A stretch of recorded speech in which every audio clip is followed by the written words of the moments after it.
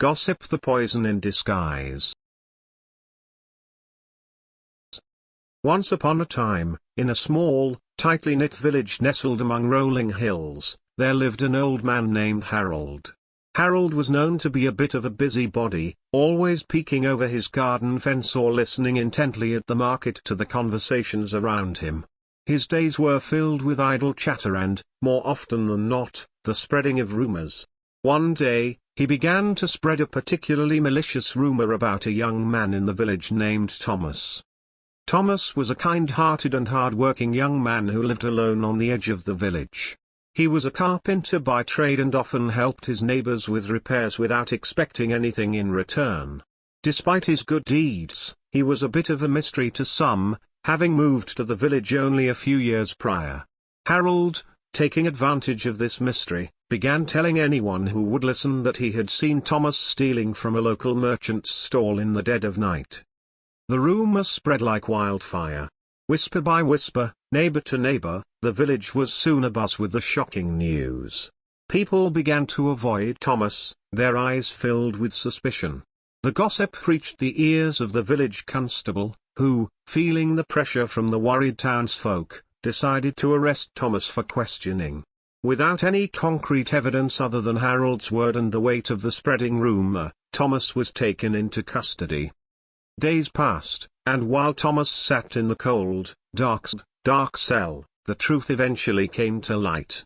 The merchant himself confirmed that nothing had been stolen, and upon further investigation, it was clear that Thomas had been at home on the night in question. He was innocent. The village constable released Thomas with a mumbled apology, but the damage had already been done. The stain of suspicion had settled on Thomas's reputation, and the whispers didn't stop even after his release. Outraged by the false accusation and the impact it had on his life, Thomas decided to sue Harold for defamation. The matter was brought before the village judge, a wise and fair man who had seen his share of disputes in his many years on the bench.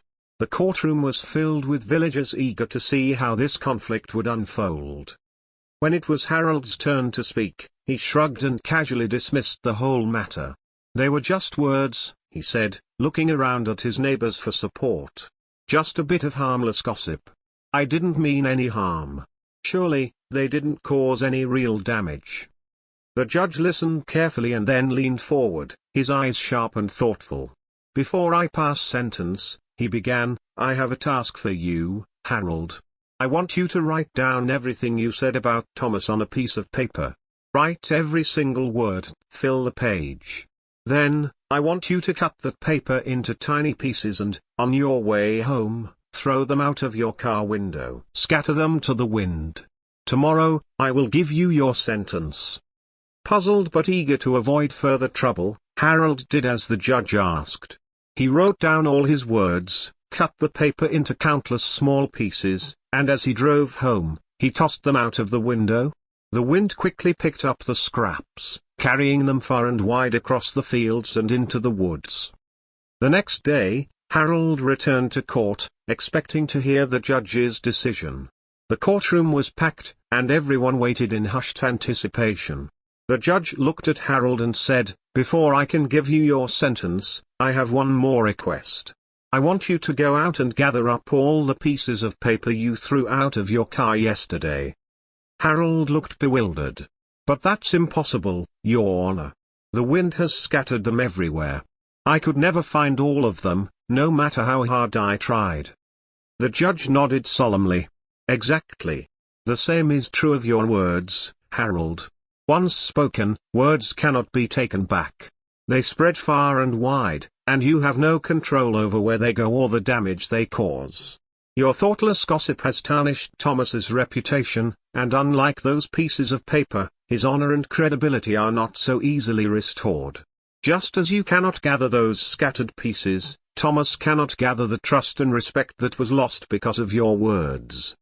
The courtroom fell silent as the weight of the judge's words settled on everyone present. Faces that had once looked entertained now showed expressions of shame and regret.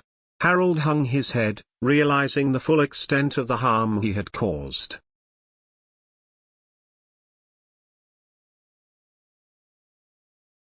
The judge continued, "Gossip is a poison that destroys lives. It is more dangerous than theft because it steals something far more valuable than material possessions. It steals a person's dignity, honor, reputation, and credibility.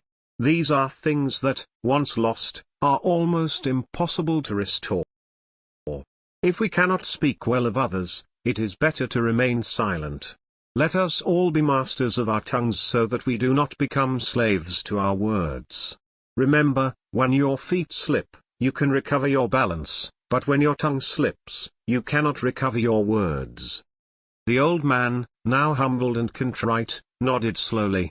He realized the gravity of his actions and the importance of using his words wisely. The villagers, too, learned a valuable lesson that day, and the small community became a little more mindful of their words. From that day forward, Harold made a conscious effort to change. He no longer indulged in idle gossip or spread rumors. Instead, he spoke kindly of others and listened more than he talked. The village, too, became a more harmonious place, as people understood the power of words and the importance of using them carefully. So, let this story remind us all, words are powerful tools. They can build up or tear down, heal or harm. Let us choose them wisely, for the world we create with our words is the world we live in. If you believe in the power of positive speech and kindness, share this story so we can all contribute to a more compassionate and understanding world, leaving it better than we found it. Thomas was a sensible and understanding young man, so forgave the old man as he could see the old man truly regretted spreading the rumor.